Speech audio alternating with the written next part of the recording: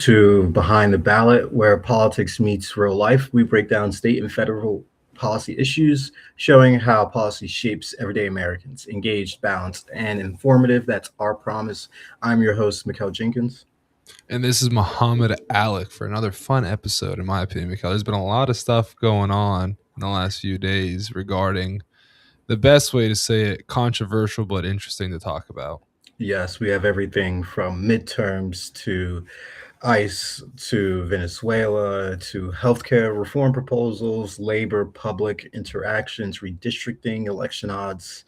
And then obviously we will have that legal economic and global pieces as well. It'll be a little late today on those segments because not really much has happened in those areas. And yeah, so we're just going to get right started looking at political developments, looking at specifically starting off with the midterm elections and impeachment concerns.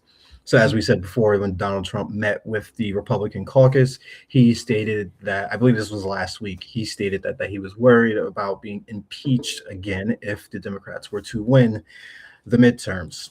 He'd So, be the just first today, person to get impeached twice, wouldn't he? yeah, first person to be impeached twice. Yes, he would be. And Yeah. so President Trump, in a Reuters interview, expressed frustration over historical midterm trends, as we've reported them here on the podcast as well, where the president's party often loses seats, stating it's some deep psychological thing. But when you win the presidency, you don't win the midterms. This is him stating that. He Yeah. boasted about his administration's accomplishments in his first year of his second term, adding, when you think of it, we shouldn't even have an election. White House Press Secretary Carolyn Levitt quickly clarified that during a January 15th briefing, which was just today, that Trump was simply joking. And we all know that his jokes carry a lot of weight. And he was speaking fictitiously, which I don't think he was speaking fictitiously at all. I love that excuse and that sarcasm where they're like, "Oh well, it was just a joke." Like you can't Yeah, just say something was a joke when it doesn't go the way you want it to, or like it's something that you. I guess that's the best way to say it. Like you throw something out there, if people take it seriously, oh well, yeah, he meant that. If they don't take it seriously, oh, it was a joke. yeah, literally. And critics, including Democrats and media outlets, have highlighted this as part of a pattern, which I have seen and noticed. And this is raising concerns about democratic norms basically being thrown out, especially given Trump's past comments on the election. And then on the impeachment side of things, Trump has warned that he will be impeached if the midterm election does sway in the favor of the Democrats, which is looking like it's going to happen. Looking Kaushi like it's has, I gonna think, happen. 77%. There's 77% likely that Democrats are going to take the House, and I think it's sitting around 34% for them to yeah, take the Senate. So as the Senate odds are actually increasing, the House odds are increasing as well, and Trump is realizing that his camp is slowly drying out from the different levels of policy that he has, issued, and also the executive orders as well. I mean, I saw something that the IRS, given Dodge, is not going to be able to audit all of the capital firms and all the big, huge banks and agencies because of all these individuals that were now fired. So the American is going to get audited by IRS, but these government agencies and or financial agencies will not, given the vast amount of leave from the employees that work there. And then staying on the impeachment, Donald Trump has stated, he stated at a House Republican retreat, obviously, if we don't win the midterms, we're basically done for.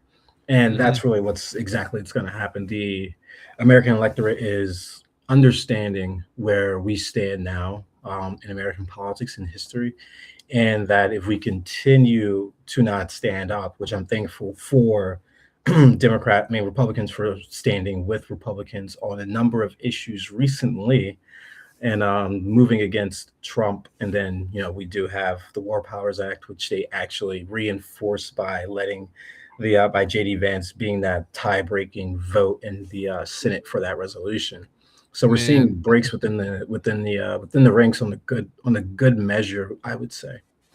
I really think this is gonna be something big that bites JD Vance in the butt when he runs Yeah. for president because a big thing for why Trump was able to get a lot of that support was no new wars, no new Yeah, wars. no That new was a very, wars. Yeah. very big thing that he was touting. And there's a lot of people even nowadays who are Republican who say like, well, big reason why I voted for Trump over Kamala is because I was expecting Kamala to get us in the war. Yep. I wasn't expecting Trump to get us in the war. And it's just gotten clearly worse for international foreign policy for America under Trump. We've been bombing Iran. We haven't bombed Iran in more than a decade, since Trump was in office. We've been bombing Venezuela. We have never bombed Venezuela ever. We've been providing more and more weapons and ammunitions to Israel, and that's a very increasingly strong position in the American public. Is they really don't like Israel for quite clear reasons. And I think it's interesting to see how much blowback JD Vance will rightfully get when he goes around 2028. And I want to see how much it will be just people flipping on Trump, like, oh, well, this was President Trump's idea at the time, XYZ. This is why I was Yeah. supporting it, but I don't support it anymore.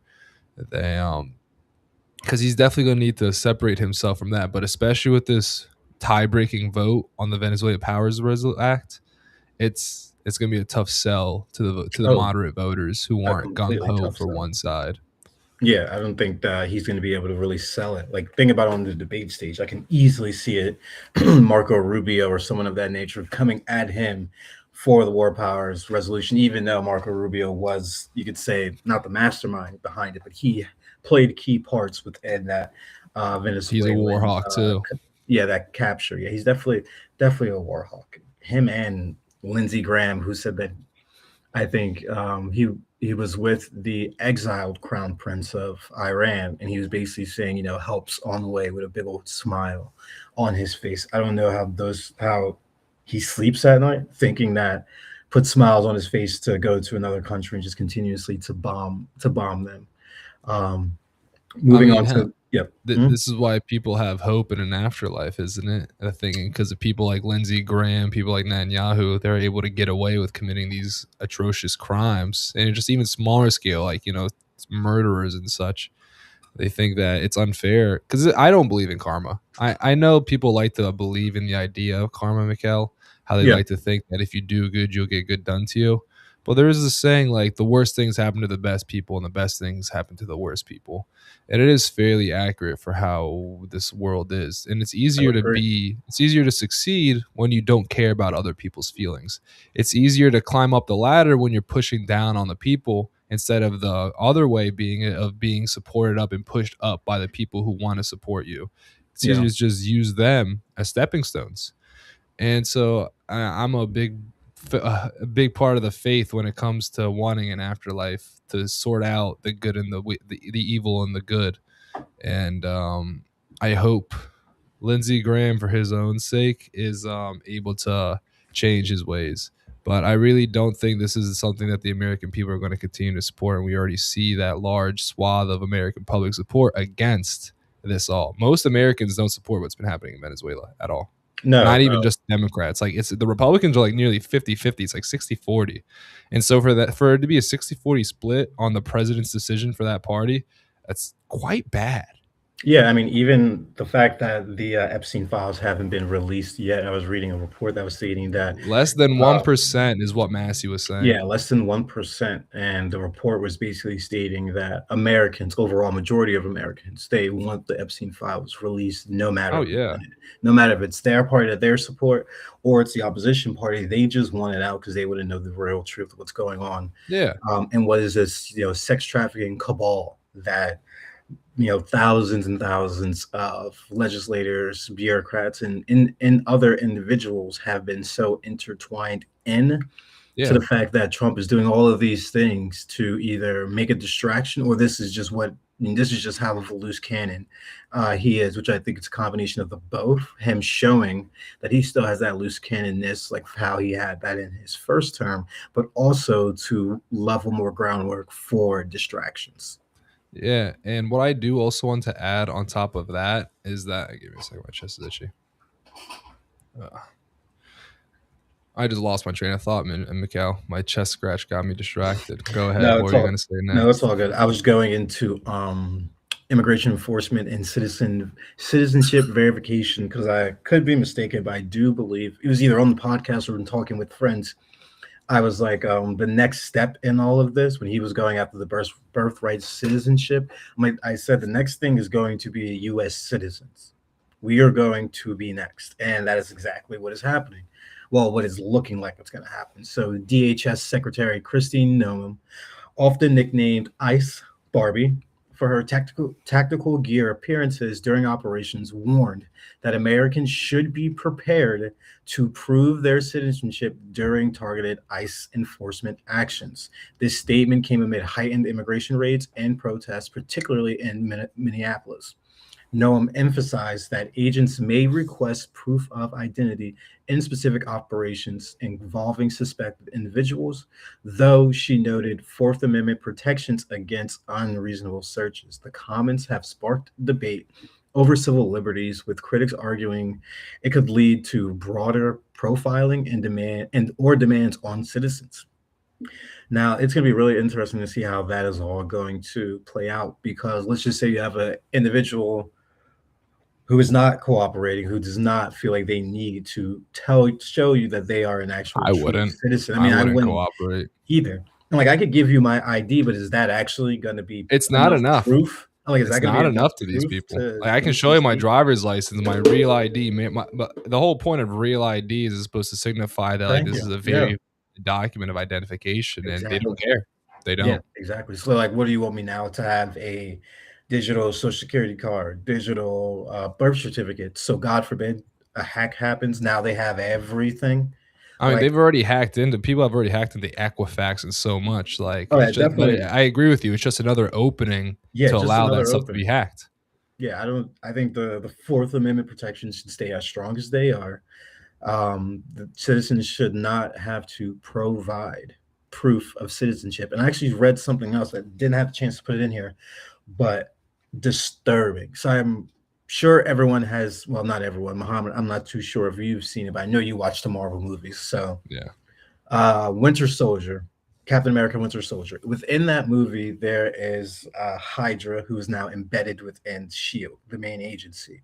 In that movie, they basically create an algorithm which can predetermine a person's future actions, whether they're going to be a threat or non-threat. At the end of the movie, they start getting the ships up and running so that they can start targeting individuals. Captain America wins and gets them shut down. I say that story because Good to hear. Palantir is actually looking at doing the same exact And then thing. But instead of with average Americans, they're looking at immigrants. It's insane. and I wish I had the whole thing I here, do wanna but add a little bit about that because I was looking about that. yeah, One thing that they're going to be really emphasizing on that is how accurate the information is for their addresses. So it's like they wanna know exactly where people live. yeah, Exactly where people live. Like, even if you don't live in, like, yeah, a city, they wanna know where you live in rural Alabama. They wanna know where you live yeah, everywhere. And, yeah, they it's do. dude, it's scary, and it's definitely, like, the whole deep state idea, and Skynet, man. it's so funny to me how the people who were, like, crying about COVID vaccines and COVID cards are all of a sudden like, "Oh, yeah, just comply, let them tread on you." Yep. And it made me laugh so much. I should say laugh in a sense of irony, because we've seen people claim the "Don't Tread on Me" flag, and they try to use it for the conservative cause, when at this point in my mind, honestly, even across the last 10 years, the conservatives are the most "let them tread on you" party imaginable. And I mean, even when you think about Yeah, I would agree. culturally where the more Yeah, rebellious people are, they're either libertarians, the rebels, or they're people like Rage Against the Machine, very progressive. But either way, conservatives, like moderate conservatives and moderate Democrats, and also fascist conservatives and fascist Democrats, are never among the groups of people who are we need to go against the system, even if it's our system in place. Because we'll see Republicans instantly jump to the other side when it's a Democratic president. I mean, dude, you saw what they were doing oh with Obama. yeah, The dude wore a tan suit, and they're like, "Oh my god, this is the biggest deal in the world." And then you see, what the Democrats are doing, especially with the Trump. The Trump for second term has been insane, but the first term is easier to use as a comparison because it was far more tame than what yeah, he's doing now. And then Trump first term, they lose it, they go crazy over it if he just said something that they didn't like. and and then like the Democrats were willing to look over Obama's drone strikes because it's convenient to them to look over it because they've got the power. Republicans are fine with looking over the ICE arrest because it's convenient to them.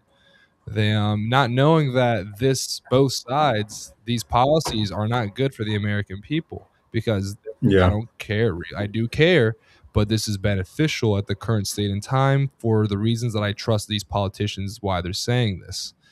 And I definitely think that with these ICE arrests, this is something that is still going to be too difficult for most people to swallow, especially with that recent murder of Renee Good, especially with these stories that keep coming out of like children literally being blinded and wounded by ICE. Yeah, I think an ICE agent was going after a kid in Yeah, Target, I believe, was like beating on him in Target. And the way that this needs to be framed, AOC stated it very, very, very, very well.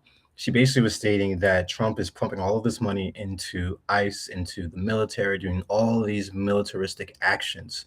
But that money could be used to save the ACA subsidies, rebuild healthcare, homelessness, all of those things. I think that is a perfect message that Democrats really need to hold on to.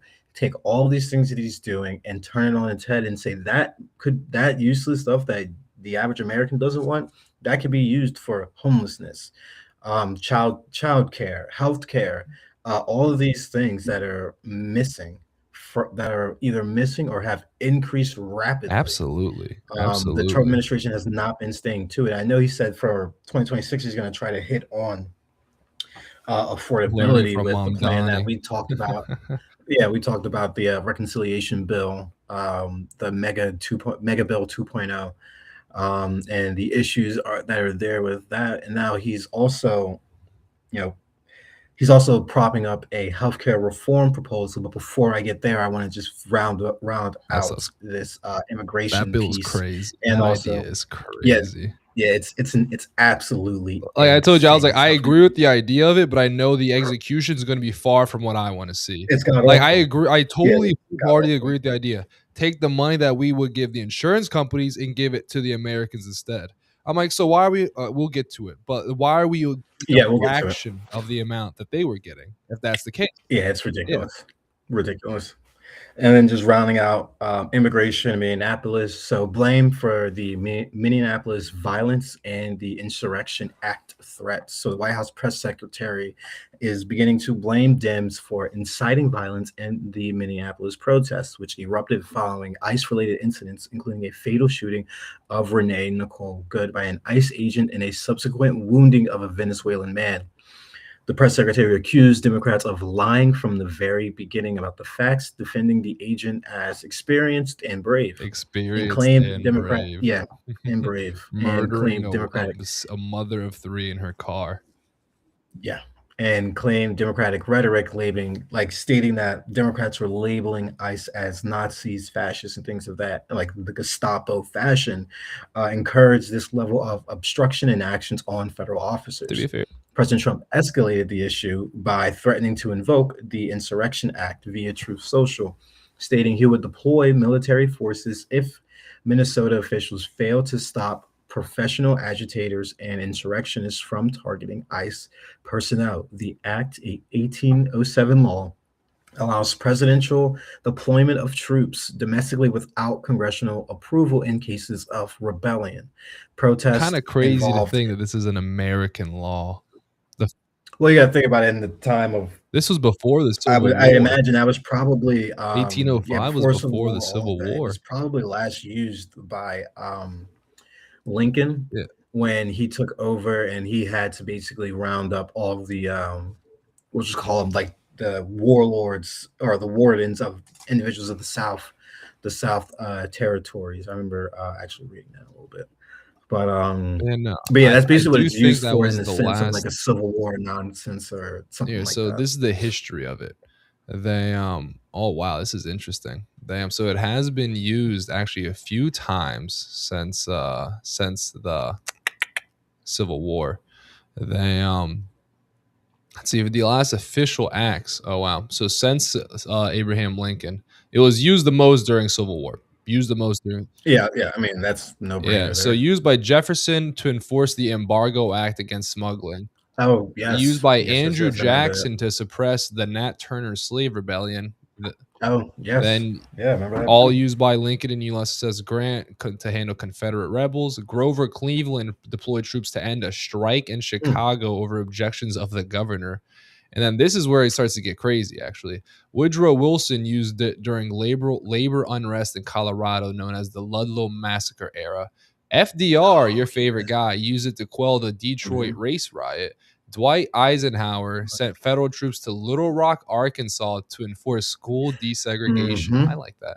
Yeah. JFK That's probably one of the better times it it was used. JFK used it as well in 62 for the same reason to enforce desegregation at the University of Mm, Mississippi. Lyndon B. Johnson sent them to Alabama to protect the civil rights marchers in Selma. And then Lyndon B. okay. Johnson again used it multiple times during the widespread urban riots. I just want to say this. After Wow. MLK and Malcolm X died, people were going fucking crazy. I Oh, I mean, I was 100%. I talking mean, with my I was talking with my neighbor's grandmother, who is a older woman, but she was like talking to me about how she was like a kid during the civil rights era, but then like kind of grew up and things were changing. She was talking about how like at that point in time, literally no one knew what was going to happen in America because presidents and all these political figures were just getting murdered. She's like JFK got killed, MLK got killed, Malcolm X got killed. If you like Reagan got shot. I mean, I know it's in the 80s, but Reagan got yeah, shot. Like all all these this stuff presidents just getting happened. shot like it's Yeah. nothing, and it doesn't surprise me at all that Lyndon had to use it quite a few times because of those riots. Oh, Damn. doesn't surprise me at And all. then George H.W. Bush then used it to restore order after Hurricane Hugo in the Virgin Islands and during the L.A. riots after the Rodney King verdict. This is interesting. This is like Oh, that's yeah, right. really That's taking right. away some things. And that was the last No, yeah, time it was definitely. formally used was The Rodney 1992 by King. H.W. Bush Yeah, for the race riots and by the riots in that L.A. makes about sense. Because I would say there hasn't been anything to that level of degree. Oh, January those 6th. riots were crazy. That I think January 6th is about was I was probably the one time it probably should have been Yeah, used. But maybe, but that's a tough no, situation though, no, because the not maybe. Insurrection It Act should is have been like used. use the federal government for states.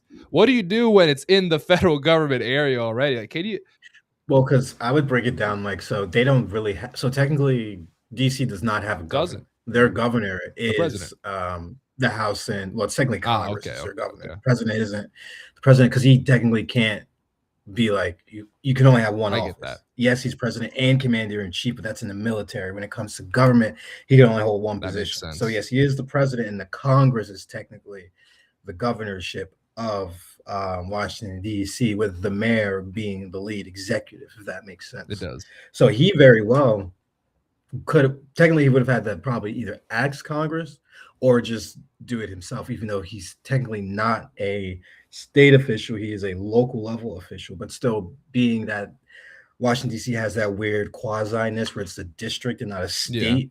I could see there being some leeway, but legal loophole. obviously it would be up to the political party that was in power to be able to let him do that. Because I'm sure he would have to get approval, or he could just go over their head and reach out to the Secretary of State and then go from Yeah, there. But but no, yeah, it depends. But that's a good little educational piece here on the no, Insurrection always Act good and to all the learn times more that about it American was used. history, man. It is fascinating how quickly so much stuff happens in this country that it's really easy to let some things go by, you know. And Yeah, one th- it, I understand why it's so why people choose certain eras in history to study because even among like 5-10 years there's so much you can learn about certain events like the civil rights era is a fantastic example of American history or the civil war era or the revolutionary era like I was like the yeah New Deal era is FDR always yeah a fun like time. my favorite personally Yeah, is the revolutionary era because not a lot of people know this. I do like that area The too. air was amazing. Not a I lot of do as people well. know this, but when the colonies were becoming colonies, most Americans, they're British. Most British colonials were totally fine with staying a part of Britain. It was only about 20% of the colonies, like population wise, that wanted to rebel. Yeah, but it was also the worst of the worst that came over here too. It wasn't The people they didn't your want in high England. class. it was the lowest class of people that came over here and started settling up. So realistically, if you look at our technically our founding fathers are, I mean, you know, not speaking bad of founding fathers, but technically, if you look at the historical context and how individuals got over here, they were basically bottom barrel of, you know, Britain that came over to America and then boom gave birth to the land of Yeah, and like America George and Washington the was even great a states that we have proud today. British man, but like as time went Yeah, on, he 100%. was just like, this isn't fair. This isn't the treatment that these colonies should have. Boom, revolution. And there was actually a Yeah. lot of times, I won't take two, I'll take like the 15 more seconds. No, colonial history is probably one of my favorites. I had a college professor. I don't know if you've had him, Doutridge. He No, I did retired not. my junior or senior year, but I had him for colonial American I history. think I Probably one of had the the woman best. that replaced them. Oh yeah, you probably did, but he was probably one of the most knowledgeable individuals that I have ever known on American colonial history. And the way that he explained it made it interactive. Like, yes, don't get me wrong, there was like 1,000 books and passages that I have to read, so that stuff's ingrained in my Yeah. head. But it's one of the most tense. Not okay, can't say tense, but it's pretty tense Do back or then, die moments and in probably one American of the most history. rapidly changing moments compared to. Only thing I would say is comparable to that is the New Deal, just because all the changes that happened with it. And then the next one would be the civil rights movement, how rapidly things changed and how tense everything was. Civil War era Those are was crazy those are too. probably my three favorite. Yeah, Civil War. I like the Civil War because of um I used to be an Andrew Jackson fan, Used to be. founder of the Democratic Party, all this, that, and the third. I liked him because the War of 1812 is where he got his stripes, Yeah. actually. The Americans were losing, and he turned the tide in a major battle that actually ended the war. And if I'm not mistaken, led to, I think the Battle of 1812 might have been Britain, I War of believe. But they 1812 was basically, Britain. yeah, so they basically like after that battle happened, they basically surrendered outright. Yeah. So I was like, that's leader of the Democratic Party. Obviously, learned a lot more. That Interesting guy. technically Ku Klux Klan is the originator of the Democratic Party, but we know things have Yeah, changed. and I'll add But this. It's always funny when people yeah, try to look at historical context through modern lenses. Like Democrats and conservatives then were not Democrats and conservatives now at all. Like just hmm, because you give something the same name doesn't make it what it was in the past. I mean that brings up the whole Israel argument. Like just because some nation could decide to call themselves Israel doesn't mean that it's the Israel of 3,000 years ago, you know? Just because literally, you call yourself a literally, Democratic conservative now doesn't mean you're a Democratic conservative of the past. Like far from it. Like exactly. the conservatives, they're just so totally distracted from the original ideology because ideologies change.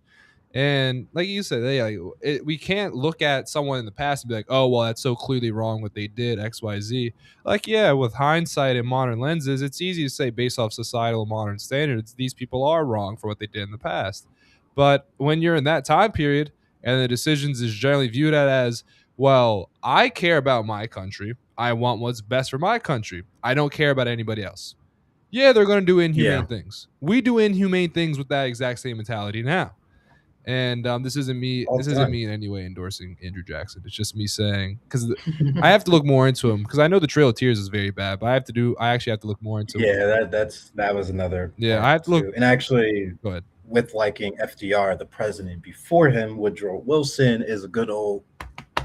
It's from New Jersey. From Jersey, Dirty Jersey. Yes, Woodrow Wilson is from Jersey. So the predecessor to one of the greatest presidents of not our time, but of least modern time, we can say, Yeah, and he was kind of like his mentor as well. Like I have a very good book on FDR that I read when I was in college. I think it's like By Destiny or something like yeah, that, and it really dives into him, his relationship with his wife, Woodrow Wilson, how he really got his start, his issue with his legs, like all that stuff he started.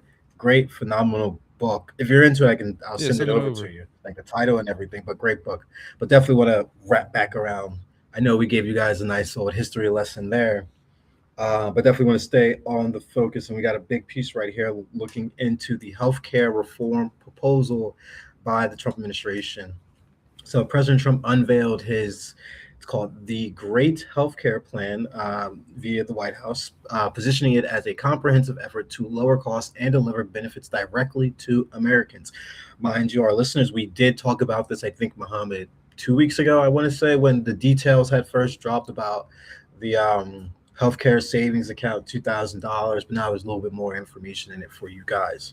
So key elements include slashing prescription drug prices through codifying most favored nation deals, ensuring U.S. prices match lower international ones, reducing insurance premiums by redirecting subsidy payments directly to eligible individuals instead of insurers, potentially saving taxpayers 36 billion and cutting common Obamacare premiums by over 10% per CBO estimates. CBO is the Congressional Budget Office.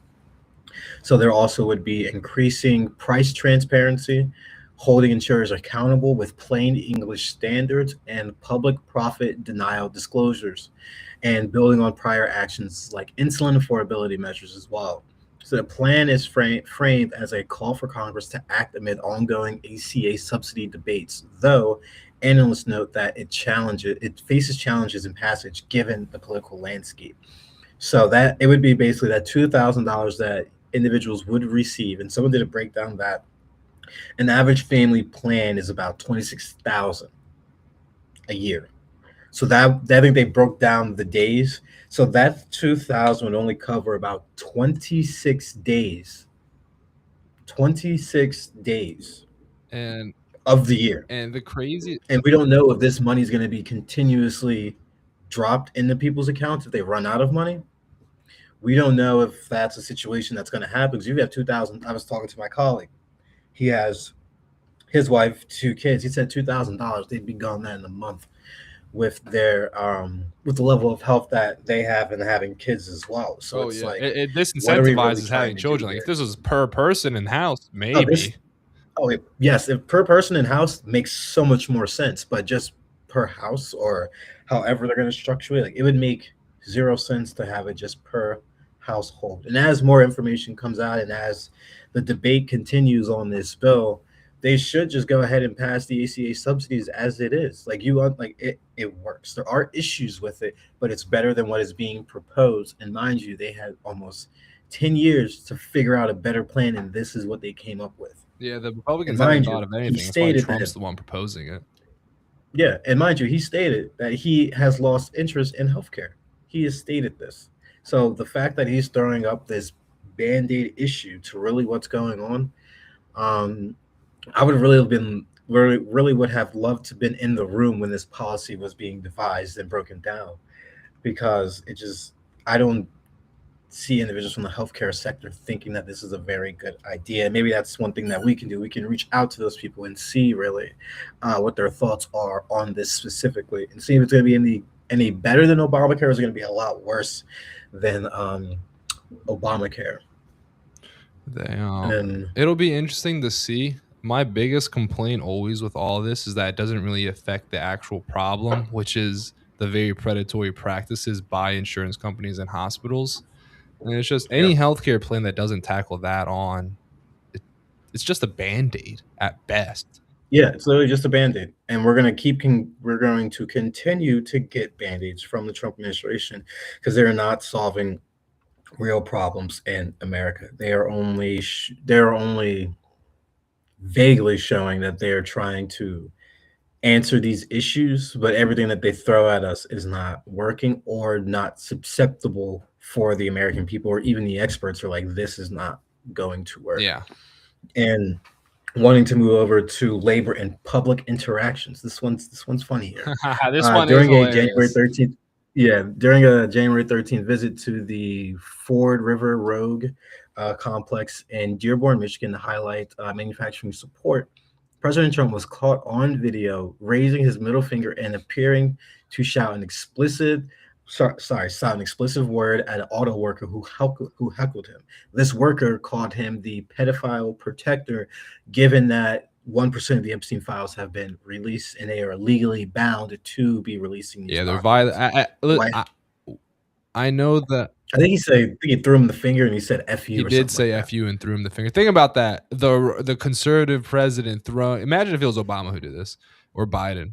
like flicking off an auto worker and telling him "F yourself." They And I really think this puts to bed the discussion that a woman in office would be way more emotional than a man because he said pedophile protector. That got so under his skin. I saw the video too. He was like pointing at him a few times, the way that he does, and then he flipped him the little finger, and then he just kept going. Well, he said his words first, and then he flipped him his finger, and kept going. And realistically, that's probably how auto workers and laborers and blue collar workers feel.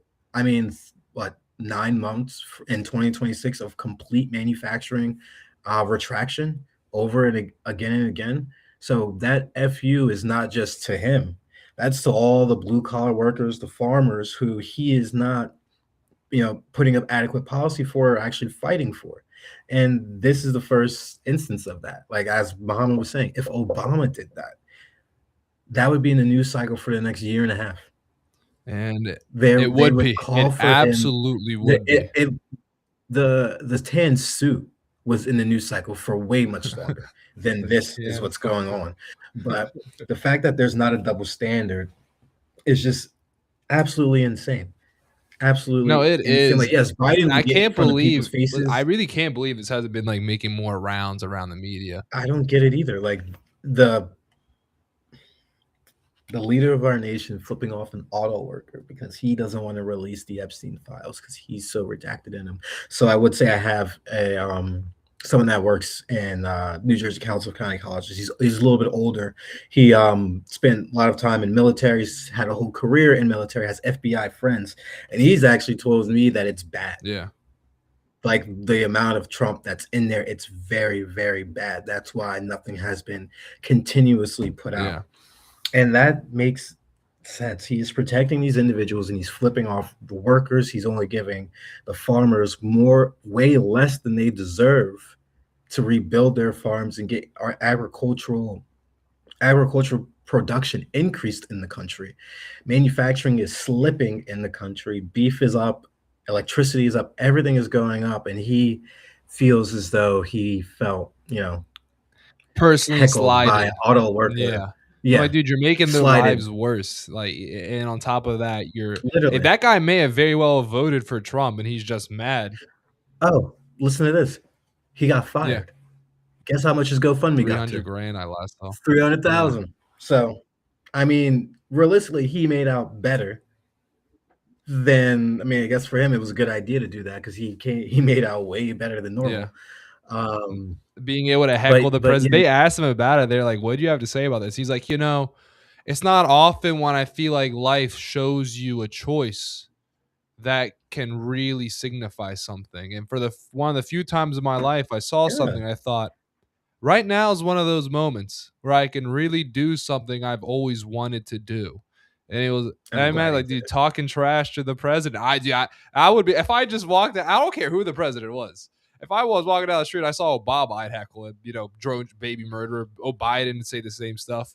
Obama, nah, man, I walk up there, give him the cleanest dap. Listen, I'd be like, "You trying to switch some hoops? yeah, Like, well, come on." you're not Muslim, and he didn't bomb a ton of American Well, other I'm countries. also African American. He didn't do a lot for our people too, so I can hit him on a few notes there No, too. I Don't don't get me support. I will wrong. never Don't get me support the wrong. endless bombing, never. But he did do pretty good, all things considered, with the economy, which is the most Yeah, all things the most considered, I important was thing for the actually thinking American about voter, that. the economy. Absolutely They have a very great video of I think it's Rachel Maddow like talking about all the things that he did, and it's just such a great video. I'll see if I can find it and send it tight. to you. But it's like it's so Yeah, badass, so badass. And want to keep continuing on because this has been a great conversation as we talk about these important issues. Looking at a big win here for Democrats on the redistricting level. So we're going to be covering redistricting, legislative, and other political notes here. So Virginia Democrats are pursuing redistricting to target GOP seats, while California courts upheld Prop 50 for new congressional maps. Republican centrists and populists united to block several GOP labor bills, showing party divisions. I mean, the administration has faced criticism for allegedly giving up a red state a pass on fraud despite crackdowns. And that state was, I believe, Minnesota with good old Brett Favre. sure many people may remember, I think during the time of COVID, I believe, or a little bit before that, Brett Favre was coming under fire for some embezzlementing that he was doing, and now that case was picked up and now it just has dropped. But we are now seeing he's ramming up cases of fraud against Minnesota and Governor Gavin Newsom with the homelessness That's case. so funny to me. But they have made great grounds because all of the redistricting efforts that the Republicans have tried have been shot down. Yeah. And all of the ones that the Democrats have taken have now been propped up. The Virginia Democrats are fully pursuing it, and that's going to happen. Prop 50, the court itself has upheld it. So that means we're going to get more seats. So the tide is turning so well on the Democrats' favor that if I was Donald Trump, I would probably be saying those things that maybe we shouldn't have elections because I would be scared for my life as well. Yeah. And if I was JD Vance, Marco Rubio, I would be distancing myself within the next year and a half because, yeah, storms are coming. Well, not storm, the waves are coming. And I don't think he's going to last, and I don't think the whole MAGA base is going to last. It's going to basically evaporate either when he's done or, well, after the midterm elections, if there's that great of momentum I that saw the Democrats some can pull off. interesting polling that speaks to this, and it was that Trump's Yeah. approval is about 44% across the country, but in this poll, but it Yes. Yeah. said the polling for the MAGA ideology was at like 34%. Ooh, Yeah. And even lower than his approval. yeah, Thank so the God. people, a lot of people like Trump on the Republican side because they think he's just a charismatic, funny guy. They're willing to overlook it because it's Trump. But like when you So you know actually what start would to be? offer, they're like, "All right, well, what do you think about this idea? What do you think about this idea?" And they're like, "Oh no, I don't like that." Well, that's what Trump's about. Well, okay, I understand Trump's about that, but he's not just that. He's also a bit more than that. He's Donald Trump, XYZ. He's funny. He's charismatic. Right. And then Yeah, I agree. And I Rubio and Vance aren't going to have that favor because they're not no. they're just people know who they are. They don't have their own brand of politics. They're not as charismatic as Trump is. You know, as much as we do, I don't like Trump's charisma, but a lot of people do. And I'll admit I do find the guy funny at times. But Yeah, me finding he someone can be funny does funny, I make it would say. easier for me to view them as a normal person, but it's not something that I'm willing to vote for somebody for. But it is Yeah, natural exactly. that someone will say, "Well, I don't like his ideas, but I do like him." Yeah, it's very Yeah. natural, very natural. And I think what the Democrats should do, which would be hilarious, when he's done in 28, just make the Democratic slogan, "Make America Great Again," or just "Make America Great." Get rid of what happened the last 4 years. Get rid You of know how it. funny Just that would be? redo it. See, Make it do some run with that "Make it America literally Great Again" ran through with my blue head. I was like, hats. that actually would be hilarious. Yep, blue hats, MAGA, "Make America Great," or "Take America Back," or something like that. "Make America Great Again" would honestly be the greatest slap in the face because you'd be able to turn MAGA on its complete head. Because now we're just gonna make America great again. How we're gonna do that? Reverting everything that Donald Trump has done in his That's 4 like years. Everything that he has a done. lot of conservatives that voted MAGA are honestly like more populist people. Like I remember one guy. Oh yeah, without a Yeah, I doubt. remember one person who was a big Bernie supporter who I knew, but he was like, "But if Bernie doesn't get the primary, I'm voting Trump over Clinton." He's like, "'Cause I don't think the Democratic establishment actually cares about the plight of the people. I think Trump cares more about it." And so it's like, And he definitely yeah, did. He did in his yeah. first.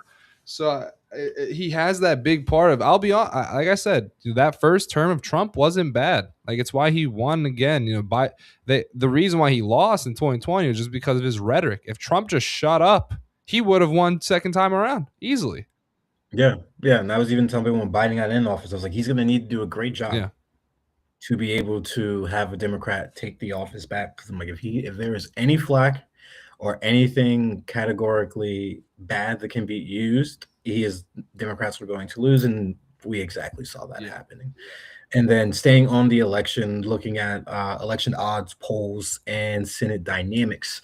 Kalshi betting odds show Democrats favored in battleground states with Michigan 77%, Georgia 76%, North Carolina 76%, with independent strong, and I believe ME is Maine, I think, ME is 69%. Minnesota or Maine. Oh yeah, Minnesota. Yeah, it's Minnesota. Yeah, Emmy's Minnesota. That's 69%. AK is Arkansas, 43%, and Ohio, 38%, potentially a 51st seat as well. So GOP odds in Texas are low at 20% overall. At 20%, and overall, Republicans hold a 66% chance of control of the Senate chamber.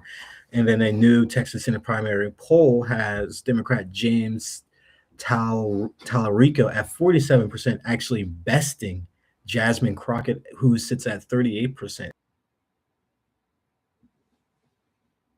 Well, it looks like Mikkel just dropped off the call. So let me pick up where he was on. So we're looking at election polling where MJ was talking about the Texas odds at the moment, actually, where Tallarico's at 47% and Crockett is at 38. Now on the GOP side, it's Ken Paxton versus John Cornyn, and they're at 27 and 26 respectively. Now the big thing is that Trump is actually refusing to endorse Cornyn, which makes it seem like Ken Paxton is going to be the one that gets that vote of support for him and really becomes the de facto Republican Party candidate. Now, what we're really going to see here is a battle between Tallarico and Crockett for the primary and Paxton and Cornyn for the primary. Now, what we were seeing right here as well is that a lot of the voters for Tallarico, every single demographic except for African and Black Americans, favors Tallarico. You know, men and women, both in general, favor Tallarico. Hispanics, whites, favor Tallarico. It is Crockett has that large Black support. And now what we're really seeing is that, oh, my cat. What we're really seeing here is that there has been a lot of support for Tallarico from a lot more of like blue grassroots campaigning, whereas Crockett's been getting a lot of money from PACs. We've seen Crockett actually be pulling money in from Lockheed Martin and some other major PACs that you would not expect that you're back in, that you would not expect a Democrat in today's political standing to be able to accept. But Crockett is on the side accepting all this, you know, I wouldn't say blood money, but this PAC major lobbyist money, whereas we see Tallarico on more of that grassroots campaign. And it's really going to, in my opinion, Mikhail, and I want to let me know what you think. I think if Tallarico gets the Democratic primary nominee, Democrats win that Senate race. Oh, I think if it's he Crockett, should I be the think one. it's going to be, he I should mean, absolutely be the one. Crockett had an interview where someone was asking her about her, I think, allegiance or Israel, and she basically answered like, I support Israel, X, Y, and Z, and then that's a litmus test for a lot of Democrats, and she basically didn't care, and that is showing with her being at 38%, Tyler Rico being, because before Jasmine Crockett was over him, he had a very good margin to make up, and he has done that. I mean, from his videos, the way he's talked, the shit that he did, he's doing really all the right things to get his name out there and to Handling show himself that very well. he's really for Texans. He is what Beto O'Rourke should have been, if I am going to say that in any way possible. He's Yeah, definitely I what Beto agree. O'Rourke should have been all the way back then. I will continue to say that he let us down from that amazing campaign that he had to basically doing nothing with it. It still does Mhm. not sit right with me at all. That momentum, just get beat by Ted Cruz and tail behind his legs and step into the spotlight years later and then lose terribly as well. It's like you had your moment, you lost to capitalization, unfortunately. Yeah.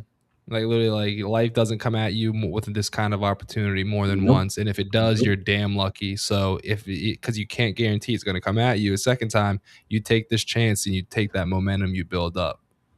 Yes, I completely agree.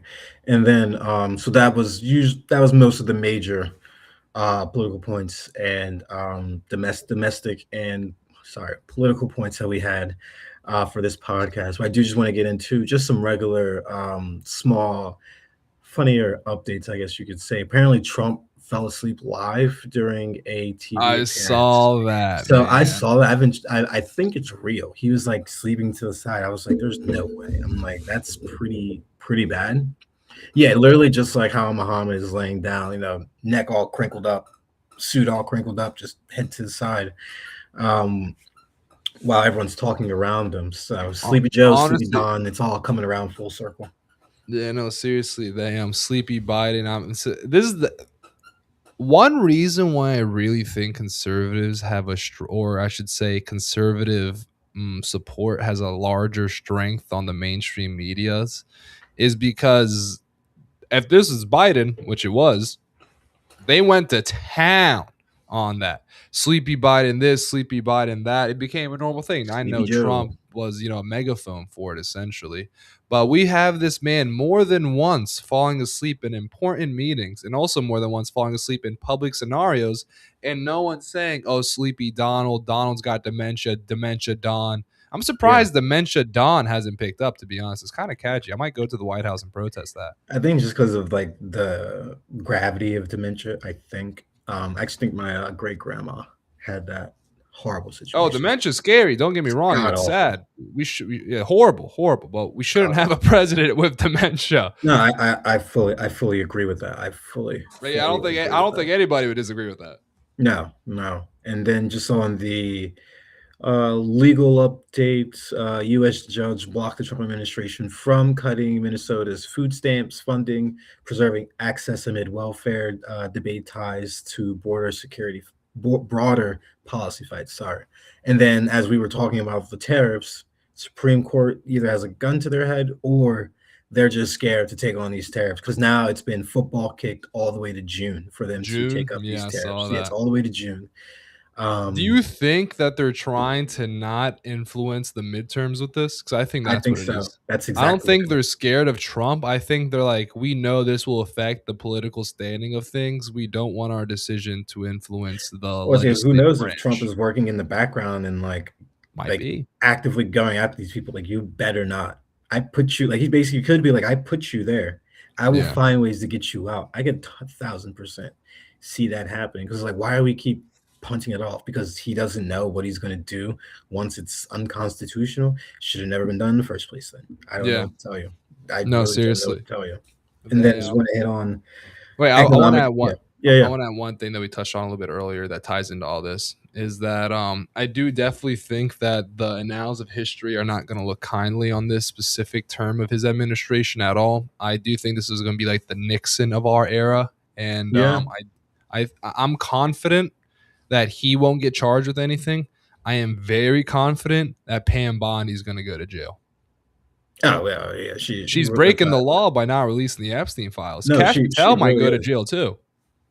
Yeah, I mean, I really, really, they all should because they all ran on wanting to get these people out of office, wanting to expose the individuals. But once they found out who was really in the files, it flipped on its We're head. the ones in the files, guys. Yeah, Oh no. yeah. Who would have thought? I Oh man. wonder how much Trump knew, like how much he was in the files, and then just decide to the moment he could actually release them, then do everything that he's done. Then No, yeah, just insane. And then just it has lastly, been mhm, insane. It it's really very has been. insane. Lastly, just on some little global things going around here, we all know that Trump was planning on bombing Iran, but a Iranian envoy reported that Trump conveyed no intent to attack, but urged resistance. Arab governments perceived de-escalation in U.S.-Iran relations.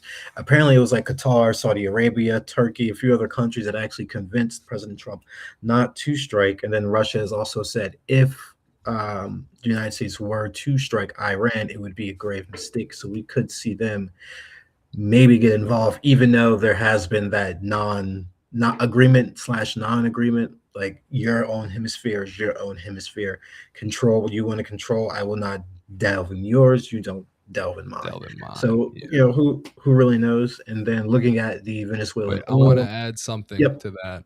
So I was reading a bit more about that earlier today, and a big reason why, actually, so big reason why Trump decided to stop the proposed airstrikes that were about to go underway through the Hmm. to be happen was that Israel Netanyahu said, Yes. "Hey, we can't deal with an Iranian retaliation airstrike Yes, right that's right. now. That's right. If you attack them, we're not prepared to deal with what they're going to give us. So Hmm. please don't attack them." And So once again, that's from what I was reading. That was the main reason yes, why. I would say yeah.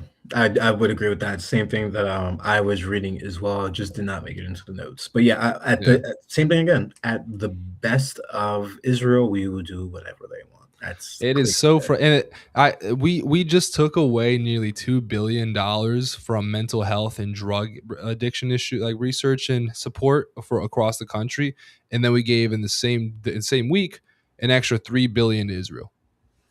So it's like That clearly, work. like, dude, like we don't have money for our own mentally ill individuals in our country, but we have money for Israel. Like, come on now, Yeah, come it's on. ridiculous. Like Ridiculous. there's so much easy messaging that can be done because like Oh drug yeah. addiction plagues every state in this country, every city, every town. This isn't like LA's in Seattle and Portland are filled with the only people using these drugs. No, Yeah. Jamie people Vance across talked the about it a lot. yeah, Like, dude. because in I'm his from book. I'm from a rural part of America, Mikhail. I would literally see people drugged out walking around the town often. Like I had an alleyway behind me, and I lived in like a predominantly white town. And like every week, man, I'd see just people walking through that alleyway, Mm-mm-mm. pilled out. This is during like the Purdue Pharma crisis, where Okay, people were yeah, being yeah, yeah. so fun fact about the Purdue Pharma crisis is that people were being pushed to take these pills aggressively. Wait, someone commented, very difficult to believe Netanyahu would intervene to stop an attack on Iran. He's been pinning for it for decades. He has been. But after He the has last been. Iran strike, Israel got bombed bad. Bad. You mess around and find out, and he found out. He said that Iron Dome got taken down after one Yeah, attack. and If they were to do that repeatedly on multiple days and hours, Israel would be looking And like that's Gaza. why they've actually tried to upgrade the Iron Dome. They're looking to use lasers now instead Yeah, of counter missiles. I'm blanking on the exact name of the kind of missiles that are part of the Iron Dome, but they're looking to use lasers now to be able to increase the accuracy. And that's a big reason why Israel doesn't want to fight Iran at the moment, is because they're just not ready. They it was interesting. I really like, you always hear talk about how the Iron Dome is this unbreakable wall of the line of defense, and it got broken. And I wonder how much of that is American and Western propaganda versus how much of that is actually how useful it is. Because clearly it's not as useful as we've been hyped up to believe. But to the point of what I was saying a moment ago, which I'm kind of losing. What was I just talking about, Mikhail? I got distracted by the Iran comment. I wanted to talk about that. Then we were talking about Israel, Israel. Then we went on to the Iran, next Israel bombing Iran. Israel, Iran. Yeah, I'm blanking on it. It was something aside from Israel. Yeah, I'm blanking on it. I was talking about something else aside from Israel after we talked about Iran and then it led to all this. Huh. Crap. Well, another thing with Israel, though, it was, I mean, officially reported. The pieces that we got were just from Twitter, but it was officially reported about the Project Esther and them giving the thousands of dollars to the influencers and looking to get more influencers to speak more highly of Israel. That actually came out a few days ago. Actually, I should have meant to say something about that, but we were right and hit the nail on the head with that one. Then just on the last piece that we have here, the U.S. secured its first of many 500 million oil agreement with some proceeds being held in a Qatar account. So I don't Qatar. get that. We Qatar. have this Qatar money on from us. Venezuela. They, We have this money from Venezuela, and then now we're giving it to a Qatar separate account we'll have to see where how it this should be all going into goes the U.S. because Treasury. Like, I'm I, just I agree with the amazed. Exxon Mobil CEO. Like, this is not, don't get me wrong. I am the guy, these people know far more than I do. I am an I It's work in the accounting. I know about finance, accounting, and like human psychology because I've spent a good bit learning about that. I am by no means an oil tycoon. Just laying that out there before I say this, that I do agree with the man who is an oil tycoon who said this situation is uninvestable because there's just so many yeah, things that completely need to be put in uninvestable. place that are not put in place, and it's impossible to put them in place. Like things such as even just setting up an oil rig takes years. It's not something you can just put up overnight. And he's like, this comes with a lot of, you got to do surveying. You've got to have local laws in place. You got to have international trade agreements in place. Who's going to make an international Yeah, trade agreement with Venezuela when it's a proxy of America? How are we going to be able to get down there? What happens when the president changes? What happens? What if we finally make these rigs yeah, create these oil rigs and they take 2 years to construct? What if then we have 1 year of oil binding and then boom, we're just forced out of the situation because it's a change in yeah. presidency? he was like, this is what I mean by this is just an uninvestable situation. This is just a scratch of the surface of what things are like. And then Trump Basically. said, I don't like that guy. He's not part of the deal anymore. Yeah, Yeah. basically. So, I mean, it's right though because it's the same individual that was telling me about the FBI Epstein files. We were also talking about Venezuela, and he was saying, "Well, I knew this too, but it's crude oil that's mostly over there. So that oil has to go through the refineries before we can even Yeah. use it. Like, yes, they can sell it, but we still need to put that oil through refineries so that can actually be used in automobiles and other And we'd have instances. to make So agreements with countries either using our own refineries or the other countries' refineries to be able to do that. And then it falls again similar to the situation we have with China, where just because we mine rare earth metals that we could in our own lands or in our own country, we still send them to China to refine in China because to exactly. extract the raw earth metals specifically. Because the reason why they're called rare earth metals isn't because they're so rare amount to find them. It's because when you do find them, they're just in deposits where they are less concentrated. So because they're less concentrated, they're considered rare earth minerals, and then you have to extract them from all of this, and it is a very environmentally taxing and also just overall industrially taxing process. There are places in China where the people have high rates of cancer because their water is filled with the runoff from these factories Mm, that extract wow. all this from Wow. the ore. And because so we're just taking all of our rare earth metals and sending them to China. It's going to be the same exact stuff. We're going to be extracting this oil, and sure, we might refine some of it, like we do that over here. We do some rare earth metal Yeah. breaking down, but most of it's going to go to foreign countries to then refine, and that requires trade agreements. Who's going to want to make a trade agreement in this circumstance? I mean, clearly there's a 500 million, but 500 million is nothing. Nothing. Mm. No, not to the grand scheme. When I think it's going to take 83, I think it's a It's billion definitely dollars, a 83 B. billion It's dollars definitely a B. to reconstruct everything else. So that 500 million is only a drop in that bucket to that 83 billion that taxpayers are going to be subsidizing to build up these refineries and redoing everything. And mind you, that money is going into a Qatar account where it should be going to the US Yeah, Treasury. interesting stuff. That's a question. That's going to be a question for Tuesday's Yeah. podcast. And to all of our listeners, thank you again for tuning in to Behind the Ballot, where we keep politics engaged, balanced, and informative. Stay curious, stay critical, and stay involved. I'm Mikkel Jenkins, and until next time, keep looking beyond the headlines and behind the And ballot. this is Muhammad Alec. Just to give a thank you to our two listeners, XN, FXNF, and Pearl Sam. Thank you guys for sticking around and enjoying this daily, no, twice a week dose. We should do three. We should do three times a Twice a week, week. probably. Honestly, we can talk about that another time. Thank you for enjoying this Yeah. twice a week dose of fresh, curated news just for you. God bless America, and God bless you all. Hope you all have a good night.